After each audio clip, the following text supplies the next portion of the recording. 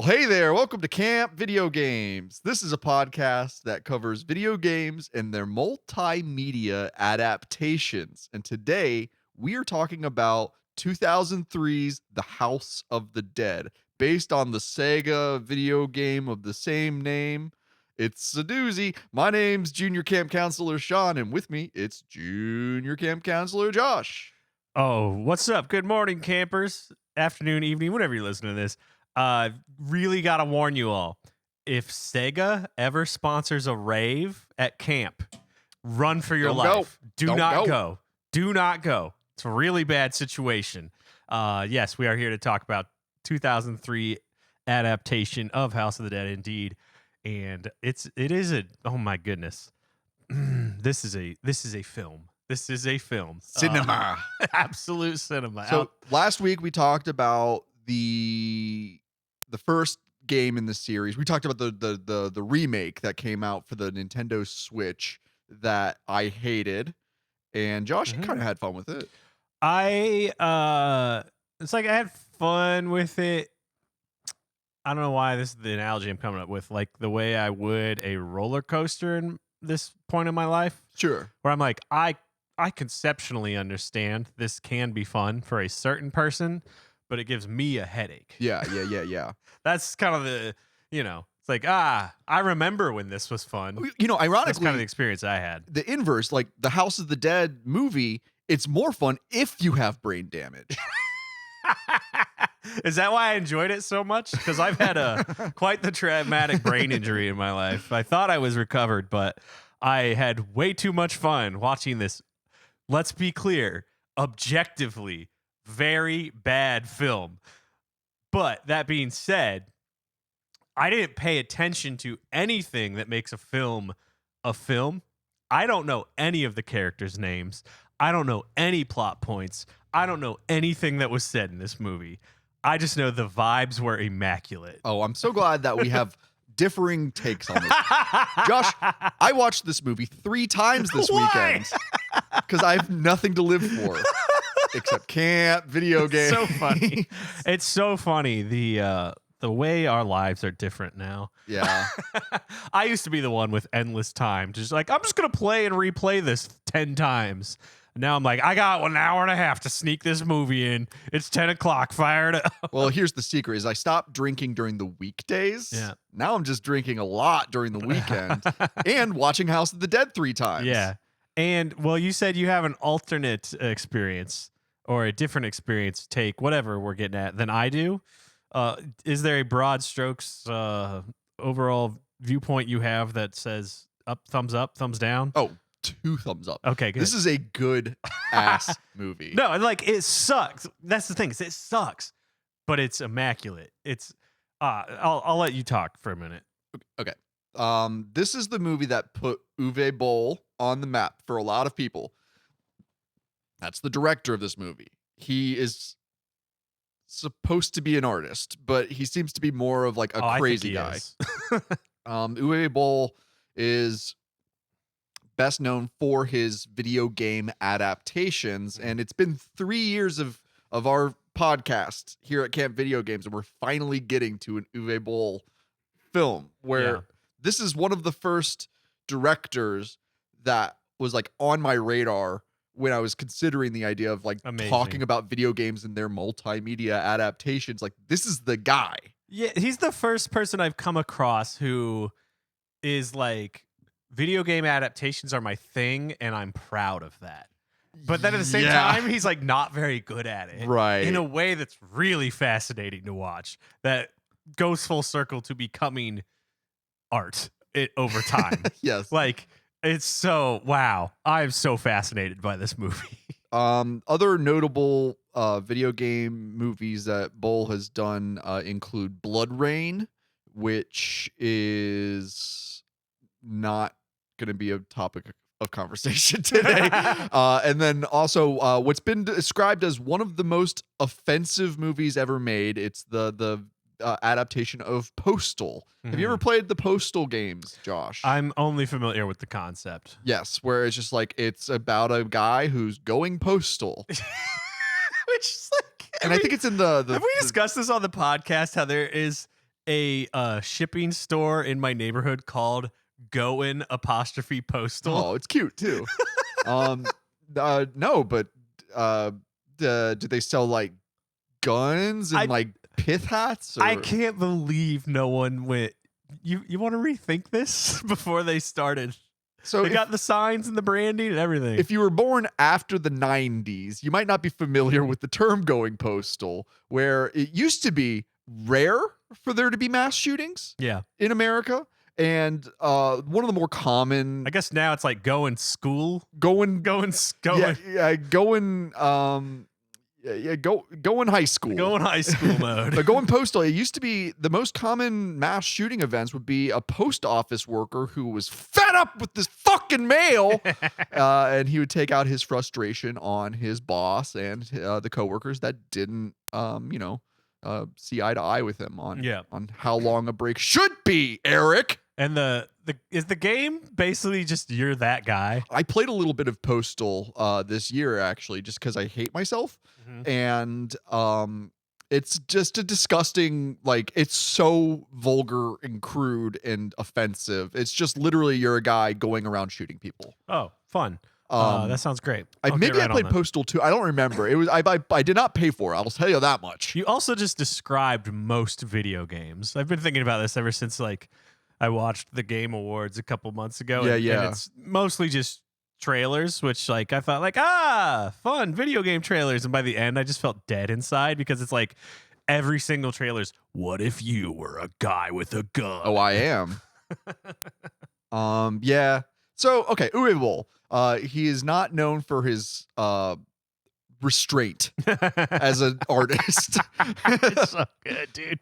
Okay, The House of the Dead, 2003. Okay, the first video game that we played, so that's a on rails light gun shooter, starring zombies and other Halloween monsters. Mhm. And this movie is pretty faithful. Okay.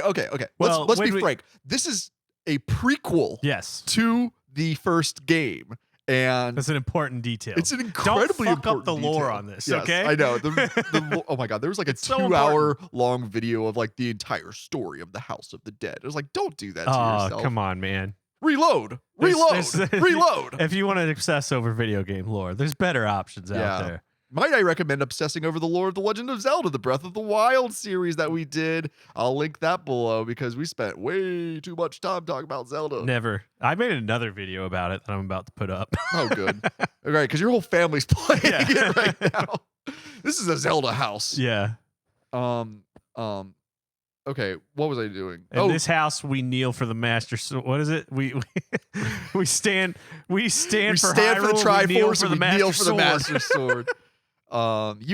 You ain't my princess. You ain't my dark Gambit, or no, what's his name? Ganondorf is. Yeah. He's the Bandit King. Anyway, what are we doing? We're talking Square. about. By the way, pronounce it. Is it Uwe? Uwe. It's UWE, right? Yeah, or as I would like to spell it, triple U-E. Okay. Uwe. U-W-E. That's a triple Bold. U right there. Got it. Uwe. Yes, his house. This is it. That's his first video game adaptation, correct? I think so. I didn't look at his entire filmography. Anyway, I'm vaguely remembering this from looking at his filmography. It seems like it was. Yeah. The impression I get is that this is a guy who is excited to have this job. Yeah. Whereas now, there's no joy in the video game adaptation. And it doesn't matter that he's not very good at it. I can feel his excitement. And even through little stupid things, like the fact that oftentimes in the film, the transitions are just cutting away to game footage for like a second. I'm glad you brought that up. And I'm just very being glad like, you brought that by up. the way, this is the game that we're making a movie of. And like, you see it at first, you go, huh? And then like, by the second or third time, you go, this is so stupid. I love it. This rocks. And that's like this movie in a nutshell to me. Yes. I found out I can drink about 7 beers in the screening of this 90-minute film. And it gets better and better with each one of them. Okay. The game footage, if I'm not mistaken, a lot of the footage looks like it's taken from House of the Dead 2, which Never mind. Fuck it. This movie sucks. It's canceled. But it's not important. None of it's important. No. We're not important. The only thing important right now is you know, the friends we made along the way. Okay, I legitimately Which enjoyed shout this out to movie. the Real Head Camp video game fans out there. There's like a few people who found me like on Instagram that are just like they'll just like send me stuff that's like this is Camp Video Games mindset. Really? Yeah. Oh wow. I guess I have a private account, so I don't get that type of friendship. Yeah. That's okay. I don't deserve friendship. And I'm like the fact that even just a couple people are getting it, I'm like, no, this is like a mindset. That's like, yes, we're doing our job. Camp Video Games is a vibe. Yeah. Anyway. If this movie came out in the 80s, it would be a cult smash hit. That's like the way I could look at this, is because this is when It you still should be. This is Euro trash cinema. Yes, like that was my key takeaway of this movie. Is like a couple things, like Uwe, god dang, Just Uwe say Boll. Boll. Mr. He's Boll. like- Care Boll. I'd say a little better than Tommy Wiseau, but like sort of the Tommy Wiseau video game adaptations. Well put. In that, like he is what I saw on screen is like a European guy who thinks America is cool in 2003, Yeah. portraying what he thinks is cool about America in 2003.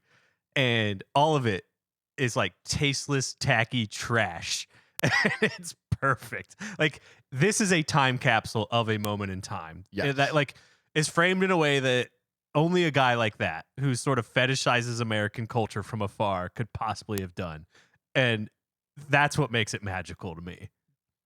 Yeah, I mean, it seems like if you were to watch this, the thing most most Germans and Americans have in common is a love for beer, for boobs, and for gratuitous violence. Yeah, that was 2003 in a nutshell. And which leads into the film a little bit, that like it sets up way too long for how little substance is here.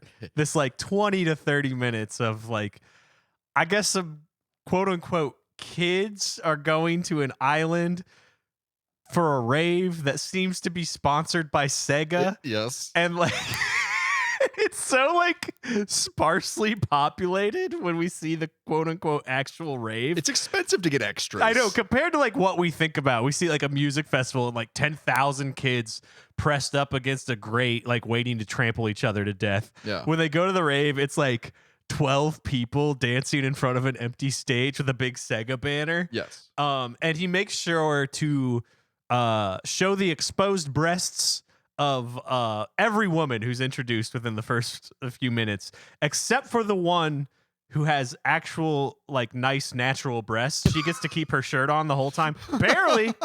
Just barely. But she does keep at least 60% of her breasts covered through the entire film. And oh my God, there's just so much going on in this first like 20 minutes. It's like, wow, this sucks. This is a horrible culture. It starts off evoking the essence of film noir, where there's the lead, quote unquote, the lead protagonist of this movie is a guy named Rudy, who is, and this is it starts after the movie finishes, and it's him being like, so many people dead. He says, so many. It was a nightmare. So many dead people. Yeah. And not even, people dead is too poetic. It's so many dead people. so many dead people. Rudy is he's introduced in this scene, and then you don't see him for an hour. I did it. Okay, this is part of like why I was so confused. Yeah. Because of like, you get his. Is it just voiceover? Or do they show him? I don't. They show him a but- little bit. He's like walking around the island, looking kind of sad and just like reflective. Yeah. And he says he's like, me and my girlfriend Felicia, we broke up so that I could study science and so she could study sword fighting, which is important Yes! to the plot. I love this. I lost my mind. He didn't even say, he said, so, God, I wish I could remember the exact phrasing. He's like, did he mention fencing school? Yeah. Like, I think he said they had so to she break could go up to- so she could focus on her sword fighting. He said fencing. I know, but that's specifically. sword But fighting. like, but the word fencing just like made me go, what? Like, when is the last time you saw a movie where somebody's fencing expertise was mentioned and then paid off later? I don't know. It's just I don't know. it was just so like pointedly specific that I No went, pun intended with the sword, right? I just went, fencing? And then an Fencing? hour later I went, oh, fencing. Yeah. I thought you meant like a nice like privacy fence in between my neighbor's yard, or I don't know. And then it's like the sword play that they capture on film doesn't communicate to me that this person's been studying fencing. Studying it intensively enough to warrant breaking up with a significant other that she truly loves. I gotta focus on my fencing right now. Actually, one of my ex-girlfriends in high school, she dated a guy who broke up with her so he could quote unquote focus on his skateboarding. That rocks. And he was like, yeah, I mean, like, I'm just trying to get like sponsored by like Airwalks or whatever. Absolutely. And then he like broke up with Etnies. her, quote unquote, to focus on his skateboarding. And I broke up with her to quote unquote focus on cheating on her. That's awesome. That is dudes rocking right there. Yeah, I'm not a good person. I would have been a great victim in the House of the Dead 2003. Yeah, so they broke up over fencing. And science. Yes. And this is the woman who gets to keep her shirt on for the entire film. Most of it. Most of her shirt. Yeah, Never there's fully exposed. Lots of cleavage. And I gotta harp on this because like there's something about like these actors Mhm. are all, at least they're probably 10 years older than us, right? And it's like it's got that sort of Seinfeld effect where like I watch Seinfeld now and I'm like, I know that you're like 4 or 5 years younger than me at this point. Like, and watch this movie, I'm like, yeah. I know you're all probably 22, but you seem older than me. Like, you seem in your mid 40s. And it's like, I don't know if it's just like this, like the style of clothes or what. And then there's so much focus on like sexuality and like all these guys are like, I'm here to have sex. Awooga. Like, Yeah. And there's a scene like where like, this guy, he's got like these like dad jeans and sneakers and like the shirt tucked in, and he has that moment where he's like, I'm alone with my girlfriend. Awooga, we're gonna have sex. And like she takes her shirt off and has like the worst boob job you've ever heard. He's like, whoa. It's amazing. Are you talking like it about- sucks, but it's so amazing. And like for a movie obsessed with like women's bodies and sex in that way, it's so detached from it in a like actual sexualized way that like I'm like, these are the least sexual people I've ever seen, and they're actively having sex. It's so weird. If you're talking about the blonde lady, Which one? right. I'm sorry. Cynthia. If Sure. I believe that she played Lois Lane on Smallville, Okay. which is one of the only actors who has a role that I recognize outside of the great Clint Howard. Oh, absolutely. Clint Howard, The guy from movies. Clint. I mean, I knew him originally as he played. What was the character's name? TV and movies. I think his name was Belloc in the original Star Trek series from 1966. Wow. He was a child, and he was okay. still ugly enough that they were like, let's get this weird fucking kid to play an alien that is inherently ugly. Yeah, I do like that. But during editing, get a picture of Clint Howard as Belloc in Star Trek. I love that, like, this guy's built a career of character work and character acting by being ugly. Yes. And in this movie, he is the most stereotypical fisherman with a hook hand they could possibly piece together. And it's great. This movie is highly informed by slasher films, and that is God, actually a reference to I Know What You Did Oh my Last God, Summer. I was about to say that, and I was like, do I want to save the amount of like direct references to like films that were contemporaries to this, like had only come out within the last 3 to 5 years? Yeah. That he's just like straight up like, I'm stealing this shot. Yep. I'm stealing this like special effect. This movie, my wife watched it with me my second viewing, and she loved it too. And she was just like, this director is having like, it's like a sampler plate of like different movies that he's having. And he's like, oh, this is my slasher segment. This is my bad zombie movie segment. This is my Jaws segment. This is my sword fighting segment. Oh, my favorite is like, again, like I just was doing this sort of squinting, like, is he doing what I think he's doing? Where he is basically just staring at the camera, being like, I can also do the scene where the hobbits are hiding from the Nazgul under the giant tree. Yes. Yes. It's like, did you find the same tree for this? It's like so bad that it becomes good. That's like a recurring theme for me about this movie. It's fascinating. Man, I wish I had looked into the filming like locations for this, because I would not be surprised if like Uwe Boll was just like, yeah, let's go to we're all going to New Zealand for a week. The Shire, yeah. The Shizer, yeah, is that what it's called? Okay, so the plot of this movie is that there's a big rave on a deserted island known to the locals as Isla del Muerto. And the 4 protagonists, you got Cynthia, Felicia, someone else. Oh, 5 people. 3 ladies and 2 fellas. They miss the boat to go to the rave on time. And so they charter a fishing boat that is that's piloted or captained by a guy named Captain Kirk. And why not? And Clint Howard. And they pay this guy to take them to the island, and they get followed by the police in a very it's just all like, it's like, wait, the cops are like yelling at them with a megaphone as they're taking off, or setting sail or whatever ships do, and the cops are like, don't run away, and then they run away, and the cops are like, okay, well, we'll follow you to the island. It's very silly, and it doesn't seem to be like what actually happens with the police in maritime law. Well, we don't know how far this was. It could still be on the same legal whatever jurisdiction of the land. Sure. Because this is really important in this movie. You can get away with a lot of stuff on islands. Oh yeah, we're learning a lot about that right now.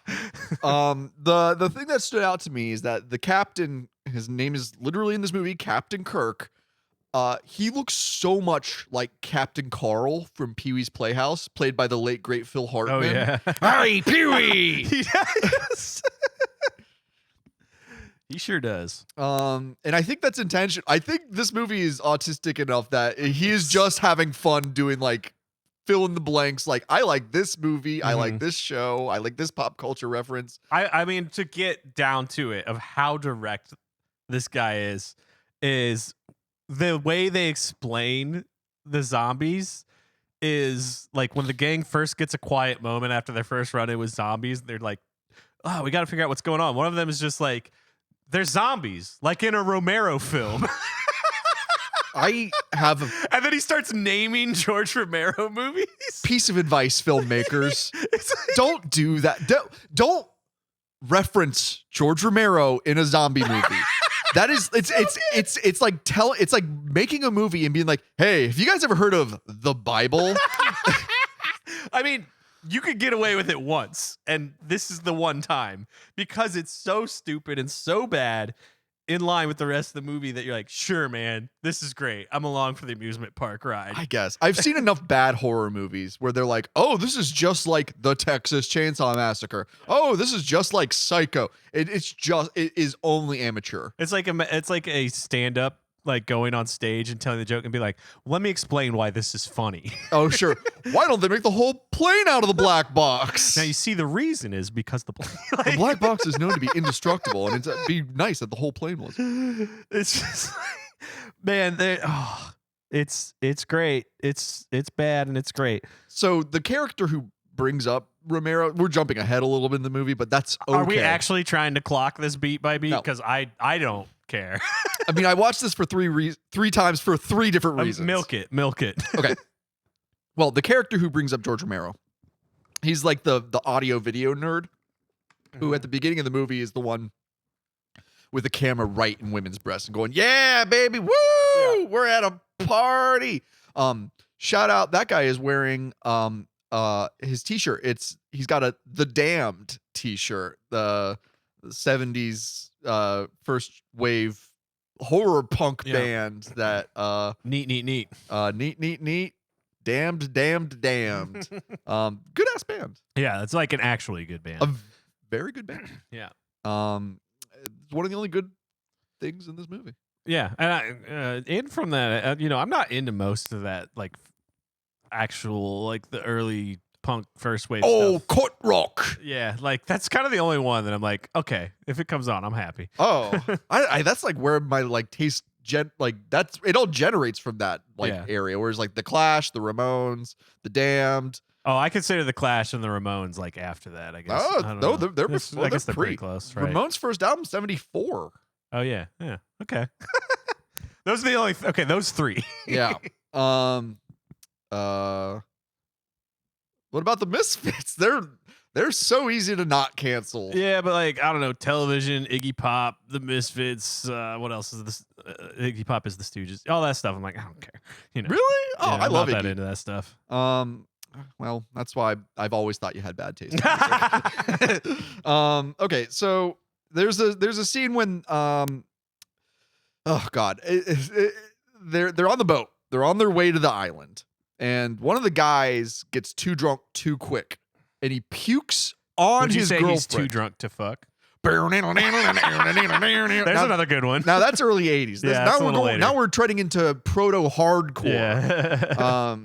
But he pukes directly on his girlfriend's face. And you'd think the reaction would be like, either you start puking or you start freaking out. But she just is like, ah. That was the moment. I think that was the moment where I was like, oh, none of this matters. Yes. I don't have to pay attention. Yes.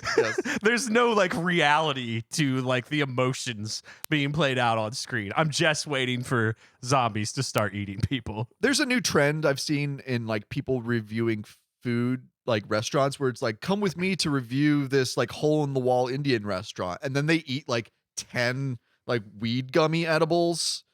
And then they go in and like, then they're like, it's usually people with like, what are the Meta Ray-Ban glasses? Oh, okay. Like, and like they'll like look in the mirror, and then they've got like their fingers are just filled with gummies, and they just like stuff them in their mouth, and then they're like, oh, what can I get some garlic naan, man? And I feel like that's the equivalent of like what I was doing with beer to watch this movie, where I was just I thought you were gonna say then they always end with them throwing up in the restaurant. No, sorry, more just the fact that like you really need to be in the right headspace to watch this movie. Yeah, no, I was pretty high by the end, and it was perfect. Rocks. Yeah, I mean, as high as I get on any given Tuesday or Wednesday, whenever I watched this. But let me reiterate, if you're making a zombie movie, don't mention George Romero. It's bad taste. It is bad taste, and it only makes you like, it's just like, hey, I don't have an original idea in my brain, and I am going to be as derivative as possible, and I'm going to drag a master of genre cinema through the blood and muck in order to just get some name brand recognition. But I'm going to double down that like this is a movie about showing off bad taste. And so, like, for that reason, you can get away with it this one time. Just once. Like, and I'm with you. I was like, oh, that's so stupid. But I was saying it in the camp video games mindset of, oh, that's so stupid. I love it. Yeah. So dumb, it's brilliant. Oh, speaking of the guy puking on the lady, we recently, at the time of recording, celebrated the Lunar New Year. Did you see that footage of that old man puking on the president of Taiwan? No. It's great. Check it out. Give it a little YouTube search for Lai Ching-te Lunar New Year puke. I'm gonna do one more like just quick derivative puking reference that I was just watching Tim Robinson's new show, The Chair Company. Yeah. And it's really good. He works with this director on that and the movie Friendship, where they're straddling the line between horror and comedy. And there's this scene where his son is drunk at his own birthday party, and they sing him happy birthday, and he walks in, and the son just like pukes on the floor. Oh, nice. And then this just like random guy who's at the party that you've never seen before in the show up to that point, he goes, he picks up the cake and just covers the puke with it. He goes, "It's okay, everybody. I covered it up." It's the fucking like that, and that's the style of humor through the entire show. Like, if that sounds like your kind of thing, please go watch this show. It's nuts. Is that the I think you should leave guy? Yeah. I do like him. Yeah. I like his like no one loves me energy. That's and yeah. he's that character the whole time, and it's also like I think you should leave, where all the tertiary cast are just like, you could tell they're like B tier, like try hard, I want to get into the business actors, but they like treat them in a very like respectable way, and they write like to that the strength of that style of acting. It's just, God, it's so weird. It's like one step above this movie. It's I think that type of quality, that type of like acting. stunt casting where you've got like these like weirdos that Yeah. like don't they're like it's in the same like breath as Tim and Eric Awesome Show. Yes. Where like we're like, where'd you find these people? And like, why are you treating them so seriously? Yeah. It's not great. Well, Tim and Eric borders on exploitative.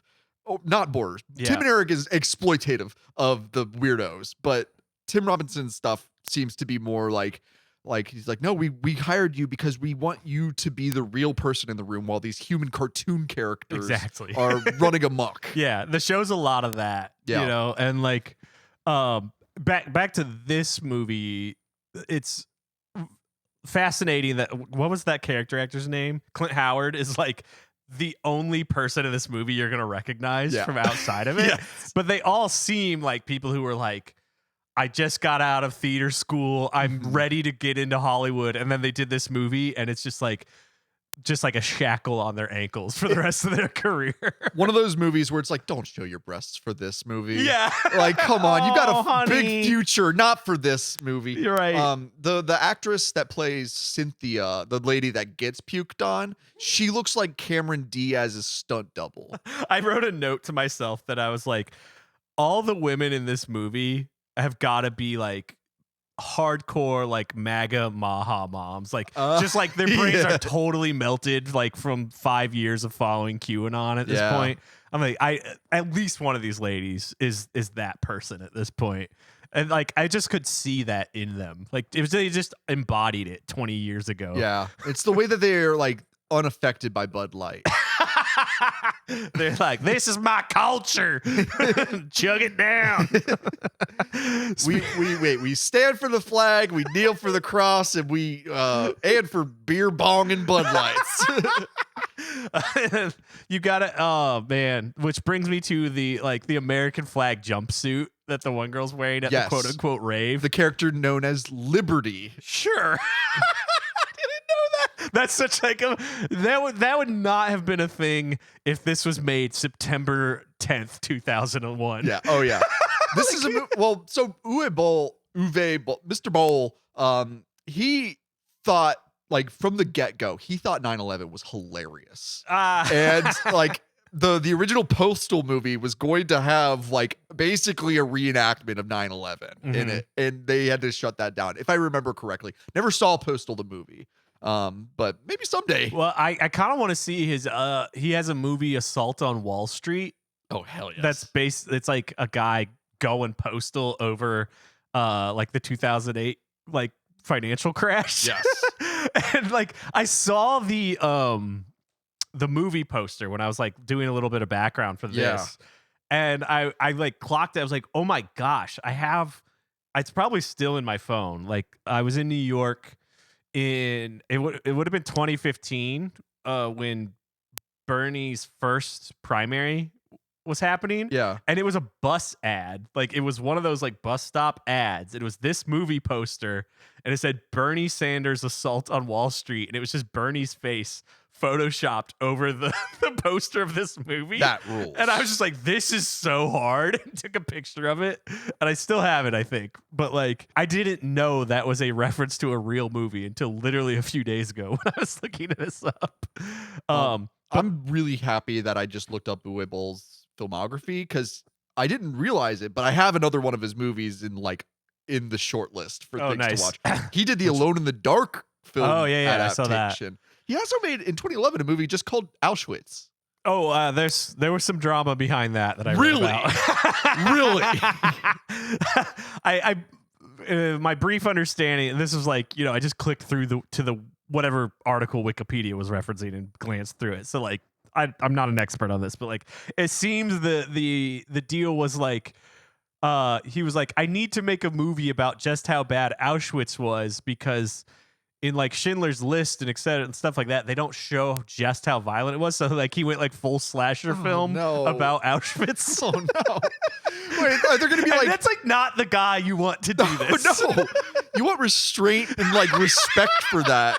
You don't want like oh no, I'm so hungry here in Auschwitz. I'm so Jewish, And then just like a close up, like I better gunshot take head my exploding. shirt off and show my huge tits before a Nazi cuts my head off. Exactly. Like, I don't know about that one. That one might have to sit in the back burner for quite a while.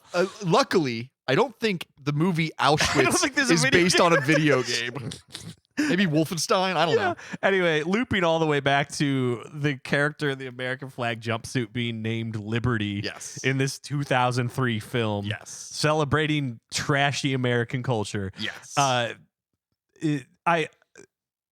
just love, man, because my hometown, all the elementary and schools got rebuilt right after 9/11, and they all have stupid names like Liberty, Freedom, and like I forget what the third one is, but it's so stupid. Interesting.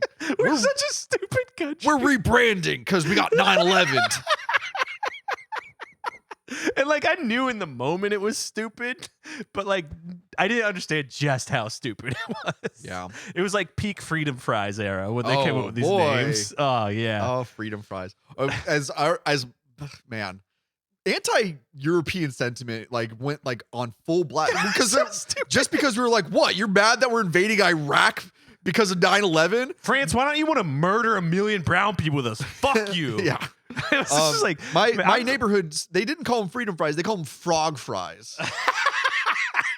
I'm just like enough older than my wife that like, God, I get to explain this stuff to her sometimes, and she babe, 9/11 was hilarious.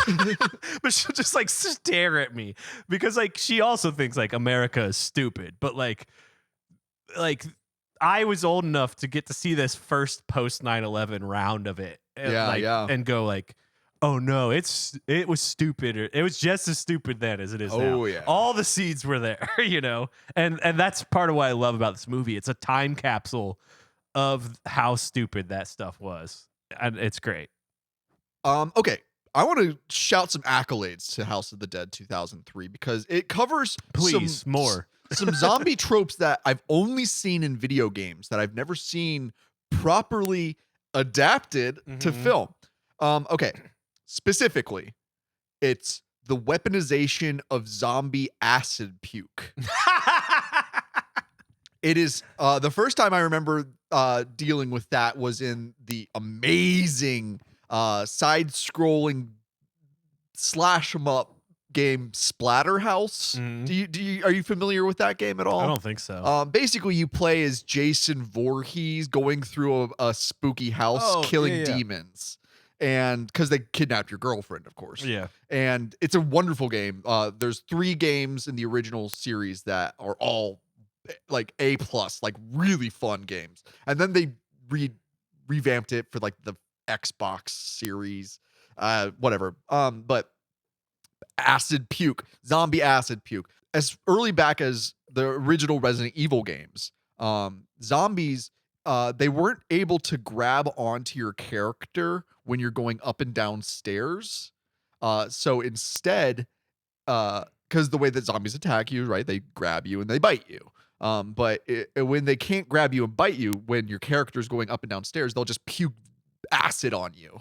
And I've never seen, I know that does not happen in any Resident Evil movies. Oh, Josh, should we talk about the fact that the whole freaking reason that we're talking about the House of the Dead series at this day and age is because it's been announced that Paul W. S. Anderson, the director who did the Not original. Paul Thomas Anderson. That's the. I don't think he's gonna make a House of the Dead movie. It's Paul W.S. Anderson, I think. That's if there's another Paul Anderson, that's really funny. Yeah. I didn't know this. There's Paul W.S. Anderson and Paul Thomas Anderson. There's like a good one and a bad one. Yes. Okay. The bad one, who did the Mila Jovovich Resident Evil movies. Go back. We talked about Resident Evil Nemesis. I think that's what it was called when we watched it. It was also fun. Apocalypse, I think is what it was called. Resident Evil Apocalypse. Shout out to our homie Ben, who made the trip out to Camp Video Games to talk about that movie. Okay, so Paul W.S. Anderson has just recently been revealed to be the upcoming director of a new House of the Dead movie.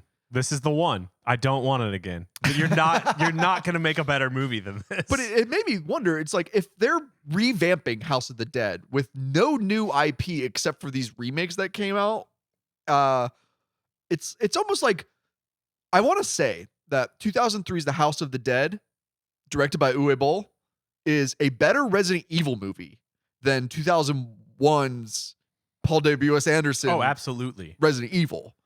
And this is how you should adapt a trashy video game. What I'm saying is, okay, sure, Paul W.S. Anderson, he gets House of the Dead now for some reason because Sega is a dead dinosaur that is just getting repurposed into barrels of oil.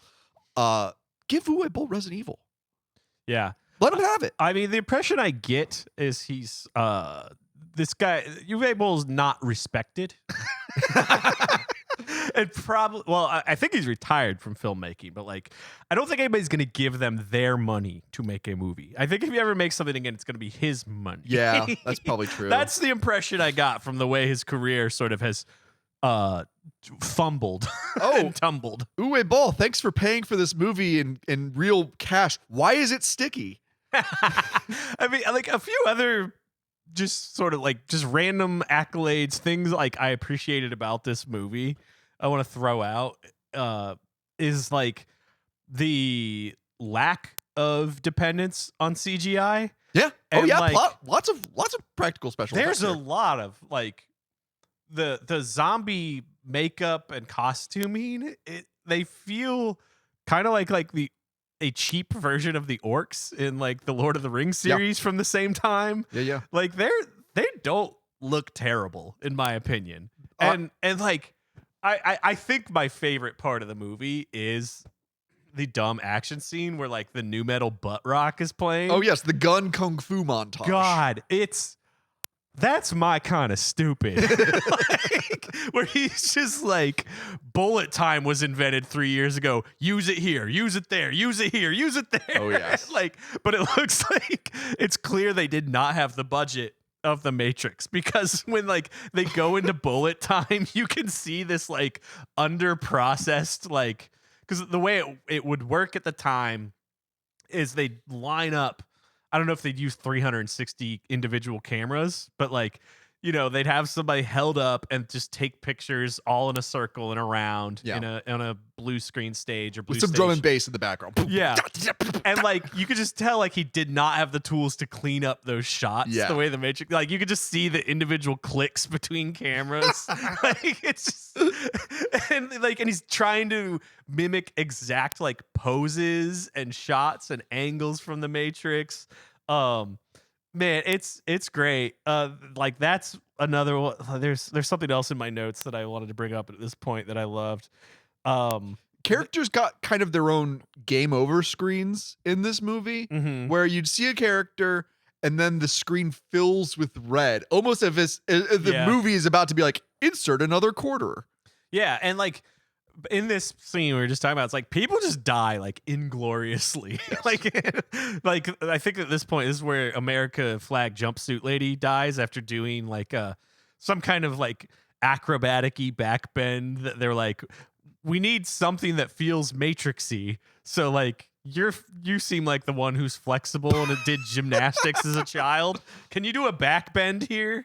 And we're gonna take a picture of you all around and do bullet time. She's like, look, I'll do it, but I'm not showing my breasts. Yeah. And like another thing I really appreciate about the movie, when after that scene, we finally are in the the titular House of the Dead from most of that on. Yes, and it's fun. It's fun every time somebody says "Go into the house." Just add "of the dead" to it, but like, and then your wife will be like, "Stop talking. You've had too much to drink. How many times have you watched this? You're scaring the cats."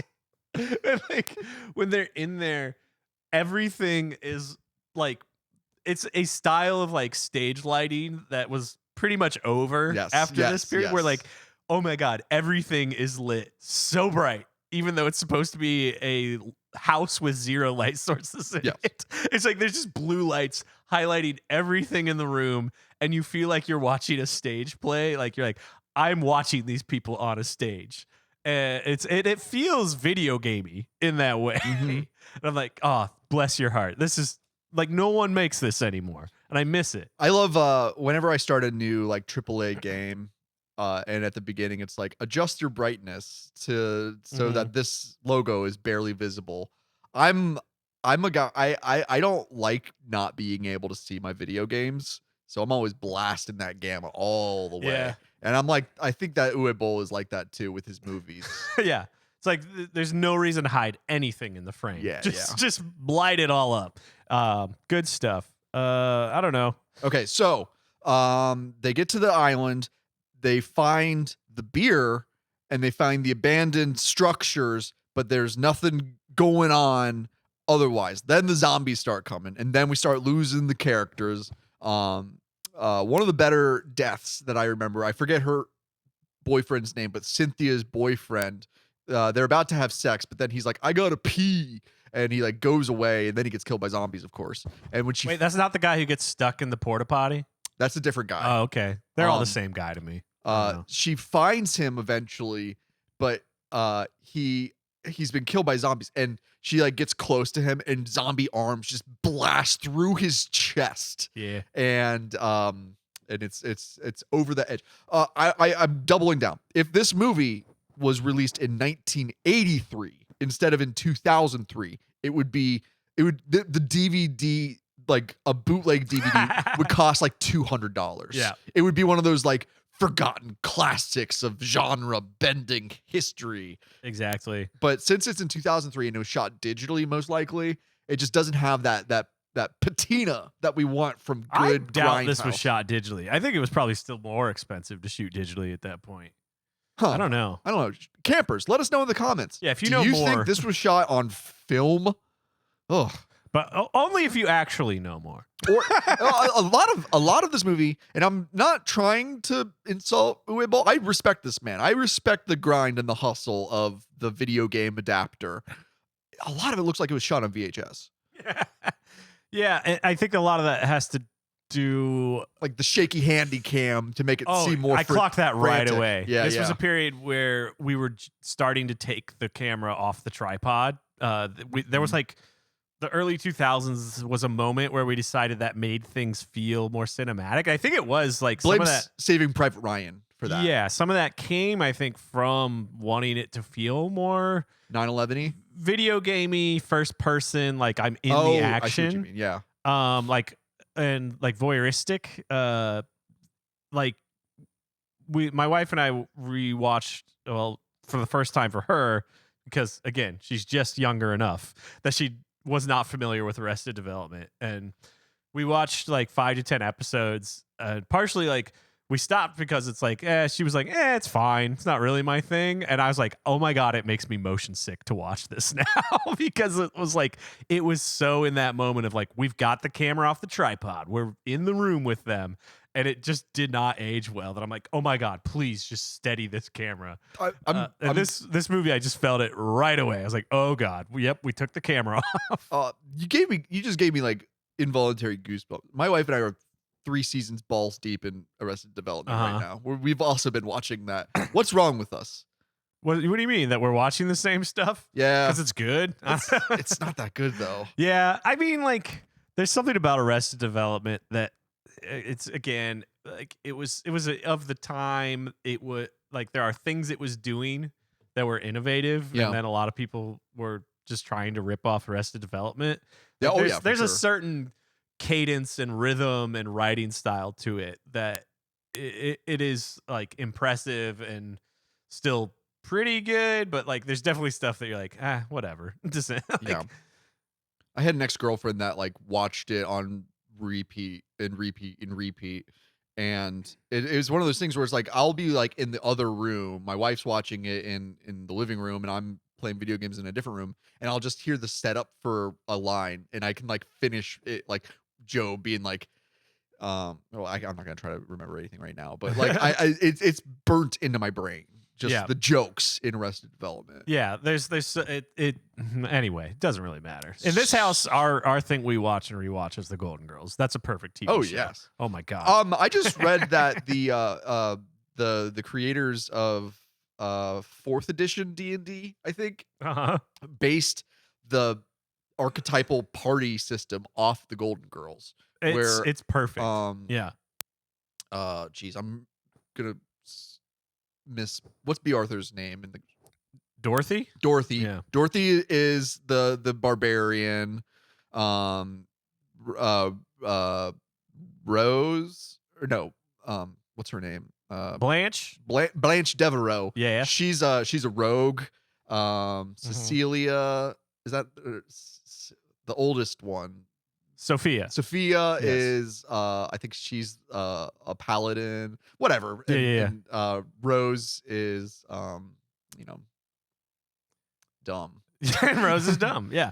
The way I sum it up, I haven't figured out who Sophia is, but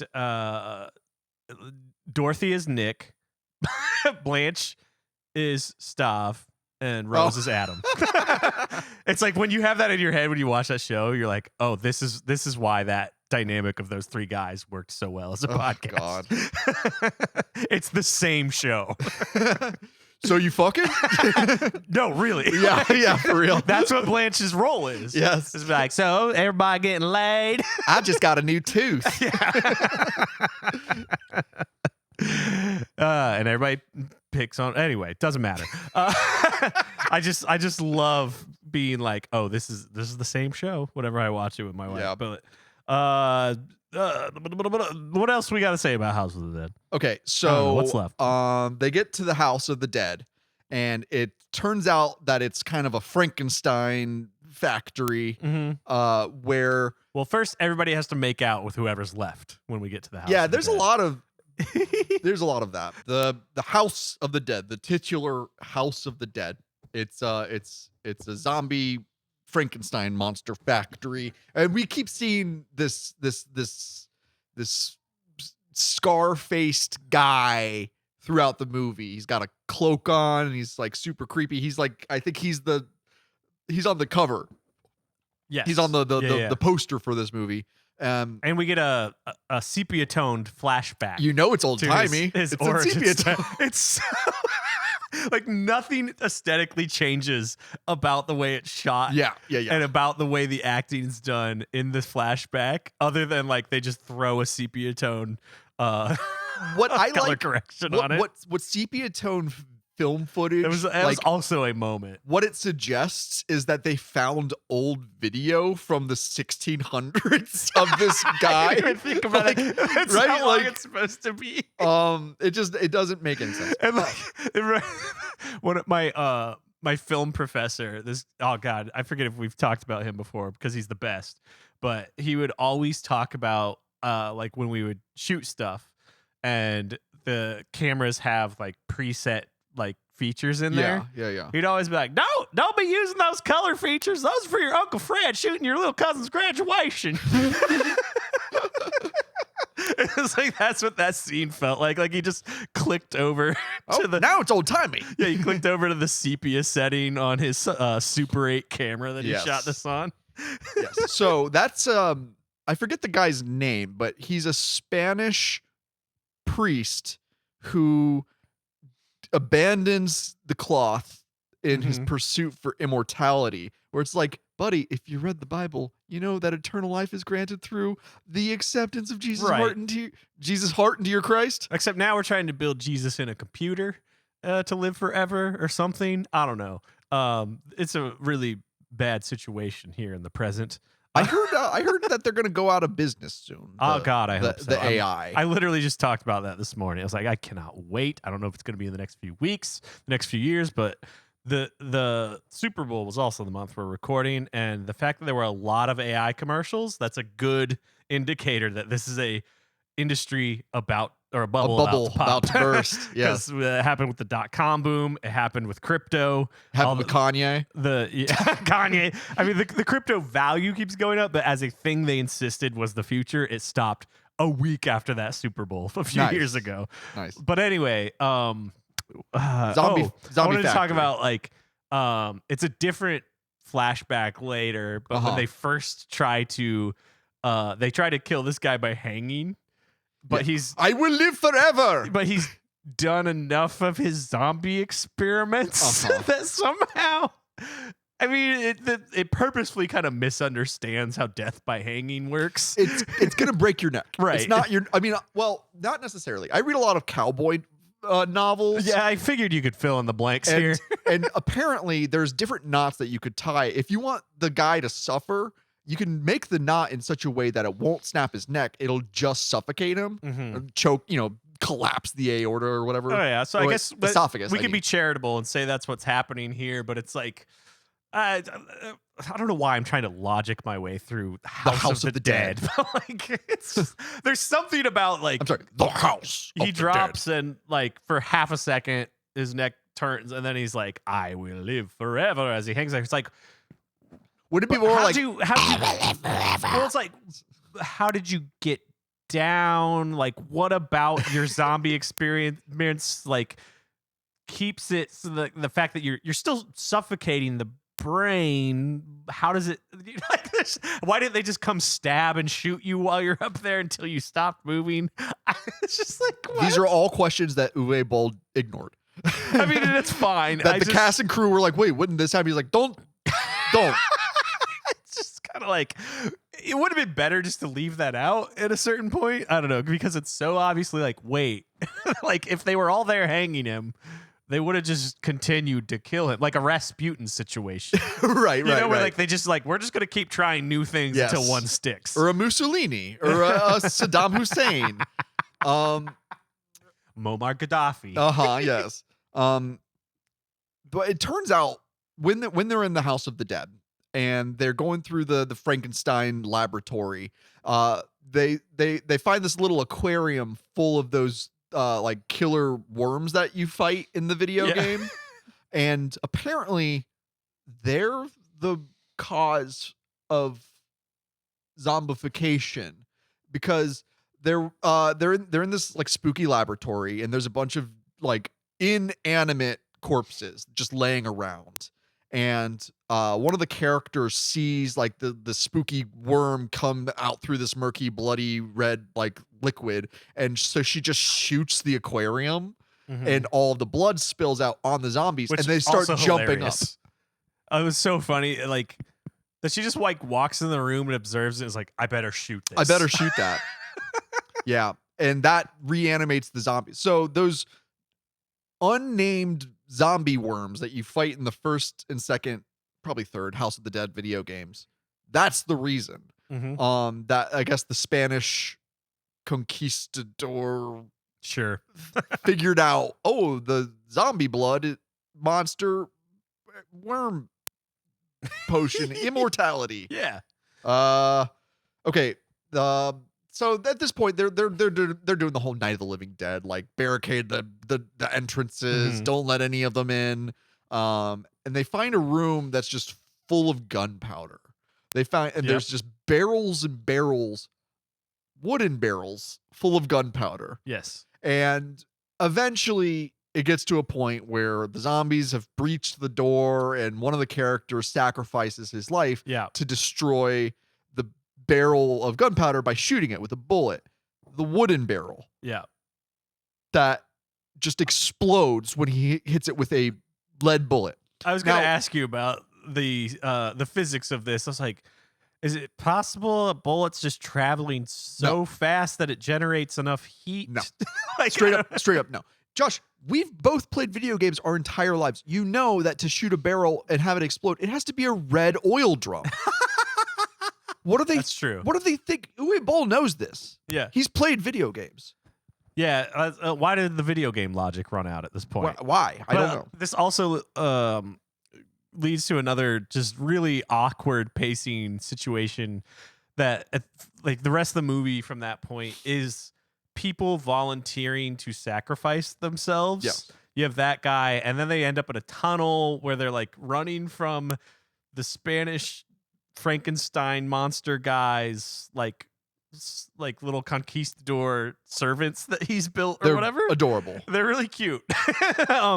And like the one girl that's left aside from the two main characters is like, go ahead, I've got this. And I was just like, why are you prioritizing their lives over your own? You have zero relationship with these people. Yeah, established. good point. Like that was for whatever reason the moment that most stood out to me. It was like, wait, why are they all sacrificing themselves for these two? Like, You're the main character of this piece of shit. I need you to survive. and these two have nothing about them that's like, you're the ones who need to survive. It's so stupid. I love it. At one point, the Frankenstein conquistador, he disguises himself with the skin of one of the teenagers, and like, so you see this guy. I believe the character's name is Greg. Yeah. And they're like, Greg, you're still alive. Why are you walking around in a cloak with a sword? And he leads them too. He's like, he's not saying anything. And he's just like, they follow him. And then he takes, it's like a Mission Impossible gag where he like takes off this photorealistic mask. And it, because they find his skinned corpse. And they're like, that's Greg. How do you know that's Greg? Tom Cruise also did that in Vanilla Sky. Really? Yeah. I never saw that. I remember liking it as a teenager. I don't know if it hold up, but anyway. That's where with Penelope Cruz. That was one of my first major movie star crushes. Ooh, nice. Yeah. I always thought it was funny because they ended up dating or getting married, but their last names are both Cruz, just spelled different. That part didn't occur to me. But anyway. Okay, what were we talking about? For some reason he wants their skin. I guess he's got to refresh his skin to like keep living forever. That was like the most logic I got out of this movie. Is like, oh, whatever the zombie magic he's using, it keeps his insides alive, but he has to keep regenerating fresh young skin. Oh, and he has to keep patching it on to keep the outside flesh alive. Okay, duh. Well, that's egg on my face. Or zombie puke on my face. Yeah. Let's see. Okay. Oh, yeah. Did, go. Did the gunpowder explode before they got into this room? I forget. I think it does. They're like running out of the house. The house explodes, and I just love they do this. Do they do it twice in a row? Where the now main character woman, the fencing expert, Felicia, or Alicia, but I think it's Felicia. Where they center her in slow-mo. And the first time with the explosion, they have her dive and just let the jiggle physics roll. The natural jiggle physics. And like they dive the first time, they're like in this rocky cave, and shout out Big Naturals. It's like I can't like hate on, like, a lot of movies do this where like they'll just dive into, like, you're like, oh, they just dove face first into just jagged rocks, and the actors were diving onto like a soft inflatable thing. Yeah. But they do nothing physically to show like, oh no, that was a hard fall. Oh, like, yeah. They just bam. It's just action movie logic. Yeah. It's like you get shot in the throat and you're like, I'll be fine. Just give me 5 minutes. Yeah, but they slowed down so much to focus on her body that like it just gave me time to think about it more than usual. And then they do it again like 5 minutes later. I don't think they're diving, but I do remember them slowing down so you can ogle her body. Yeah. Let's see. Which at this point is wearing a very loose what do they call it? Spaghetti strap that was popular at the time. Yeah, with like cleavage all the way down to the navel, essentially. Shout out. We skimmed over the fact that Captain Kirk got killed by zombies. Who cares? But Howard becomes a zombie for a little bit, and for some reason, I do not know. I can usually put myself in the director's chair and be like, I understand why he did this. I understand why he did this. But Captain Kirk, he's been bit and everyone's taking care of him in the House of the Dead until they're not. And then he hears somebody whistling the Elvis tune, Love Me Tender. Yeah. And he knows that it's... He's like, that's Clint Howard. Yeah. So he goes outside. Yes. For some reason. Are they implying that sailors engage in Is that what that homosexual activity? I don't know. I was just following the logic of like, oh, he's going to sacrifice himself to give them more time. Sure. I didn't really read into the details at that point, but it was jarring nice enough. catch. It was jarring enough to just bring it up on my weird little podcast here where Clint Howard as a zombie is whistling Love Me Tender. Yeah. Oh, and it turns out the reason that everybody has guns at this point is because Captain Kirk and Clint Howard were not just simple fishermen. They were also gun smugglers. Yes, which actually this is a good excuse to rewind to the cop we didn't really talk about. Oh, yeah. There's a point where fantastic. She and like when I think he's revealing that he's a gun smuggler or something, Mm-hmm. they're like showing off their guns. Yes. And like to talk about just how like trashy the references in this movie are, there's a point where they don't execute it quite right, but I'm pretty sure the thing that they were trying to reference is the scene in Snatch is like, the thing you don't understand is that my gun says Desert Eagle .5. They do that thing where they try to zoom in on the gun, and like show off whose is bigger. And I was like, was that a Snatch reference? That's good catch. Because 2003, me and all my buds were obsessed with Snatch. I love that movie, man. Yeah. That was fun. I don't know if it holds up. I'm not advocating for it, but we loved it back then. So I was like, I think that's what he was doing. I'll tell you what holds up is my hard on for Brad Pitt as a trailer trash.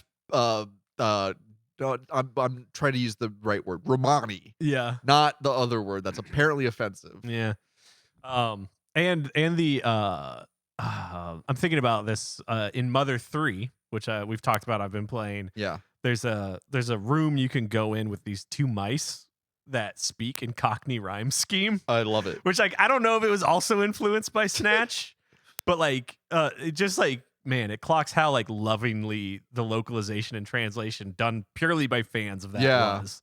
That like somehow this I don't think they put that in there for fun, the localizers. They like it's like sometimes somehow they can sneak in little fun Easter eggs on their own account. But like somehow the Japanese was doing some equivalent of that they like clocked and properly did. And I was like, read it a few times before I realized like, oh, they're doing Cockney rhyme scheme because I recognized a couple of the words from Snatch. Nice. Like it was like, oh, this is a video game.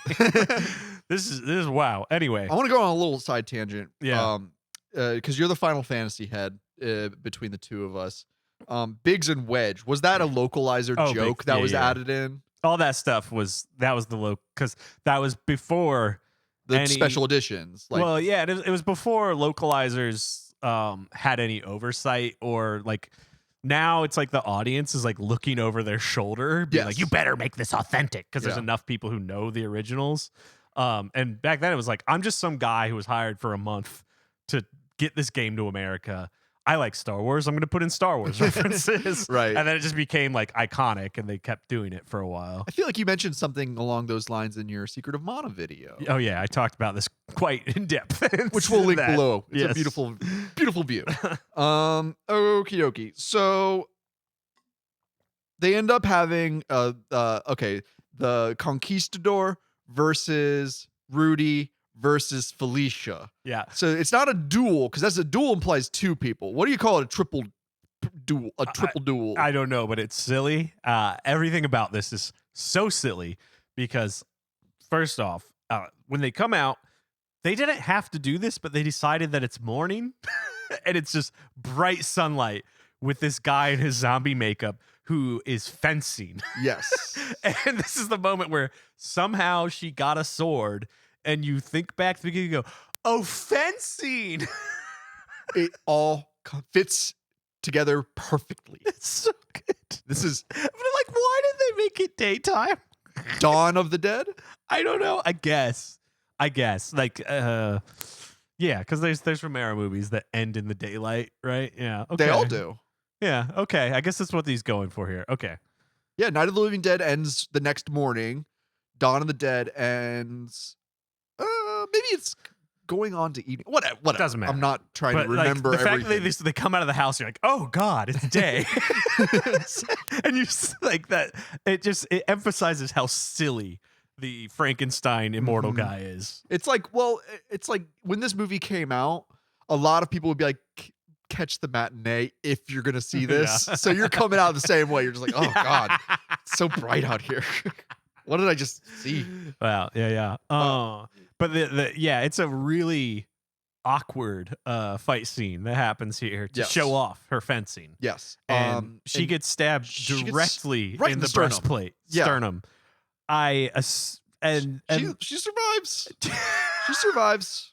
So I don't know if the idea is that Rudy then takes the research of this guy to save her, maybe? No, because she's a regular lady She's in just the game. some lady. I don't know. But it turns out, because throughout the movie, his name is Rudy. And then at the very end, some FBI agents that look very similar to the protagonists of the first game. They're like, Yeah. what's your name? He's like, Rudolph. They're like, Rudolph what? And he's like, Curian. The first time I watched this movie, I screamed at the top of my lungs. Because if you've played House of the Hooting Dead, and hollering. you know who Curian is. Yeah. And he's a man driven mad by science. Yes. And that's what all the pieces fall into place, where this is a prequel to Mic the House drop. of the Dead. This is how you find out how it all started, I guess. Yeah.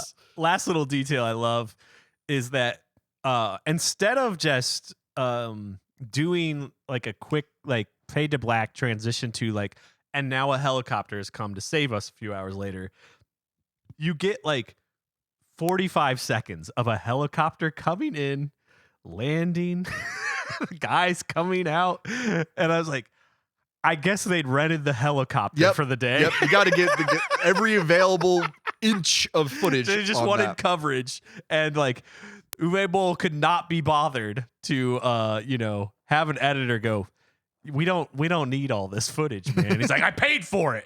We're Yes. using it. Oh, so they defeat the conquistador because Rudolph chops his head off with a tomahawk, and then Sure. Felicia smashes his head, Mhm. stomps it. Love it. Is that it? Yeah. So this movie got a sequel, not directed by Uwe Boll, Which means it's terrible. probably. Josh, do you want to play House of the Dead 2 next week? Nope. Hell yeah. All right, we are Wait. done. I do want to. My favorite story from Uwe Boll's Wikipedia page is that rumors leaked about him being attached to some Metal Gear adaptation, and Oof.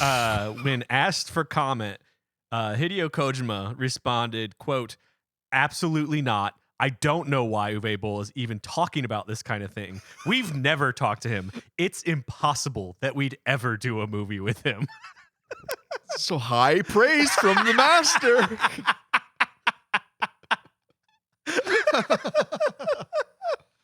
I love that. That seems to be his career in a nutshell. It's just like, go read his Wikipedia page. It's story after story Yeah. after story like that of him like wanting to be taken seriously and people being like, get this man out of my face. I think I have to bring up one. So back in 2009, when I was first starting my writing career, doing video game reviews, the topic of Uwe Boll crossed my desk, and it was around the same time that he was challenging critics to a fist fight, a boxing match. Critics that gave him negative reviews, he challenged them to a boxing match. And my joke in 2009 was like, oh, it sounds like he should have made a video game adaptation of Punch Out. This may have been around the time that he claimed that, quote, he is the only genius in the whole effing movie business, and that other directors like Michael Bay and Eli Roth are effing R words. Wow. Wow. I can't understand why this guy's been excommunicated from the movie business. Life is funny. Some of our faves may be implicated, folks. We need to be we need to be ready for that allegation section in their Wikipedia. And I sincerely doubt he got invited to the island. Uwe Boll is not on the Epstein list. Well, I'll go do a little Command F search on that the Department of Justice website where they dumped everything. Did you go through the Gmail setup that they did? Are you familiar with this? Don't remember where I was reading documents. So some genius. This is gonna be a total side tangent for the end Why of this not? episode. Who cares? If somebody's here at this point, they're here. They're here because they're homies, and we probably love you, or at least like you.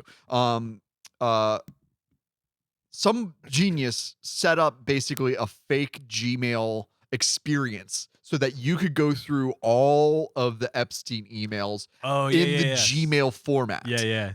Genius. Yeah. And it's Gmail. If you search that, you'll find it. I think there's also people developing like a Wikipedia style version of it. Nice. Of like that connects dots of like people and like building out pages for people. Yeah.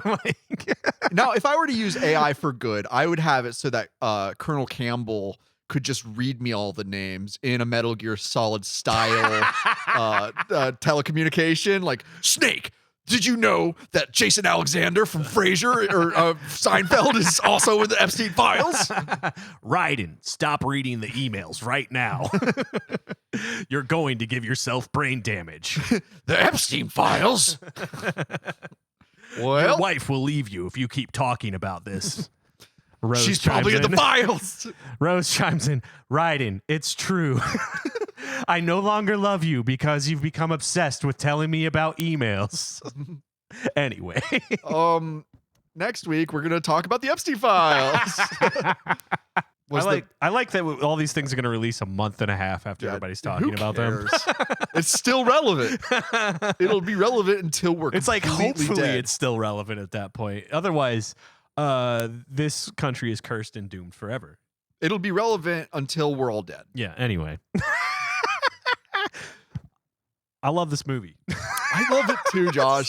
Like, I know you don't love ranking the things that we watch, but I'm like, this is pretty high up there for me.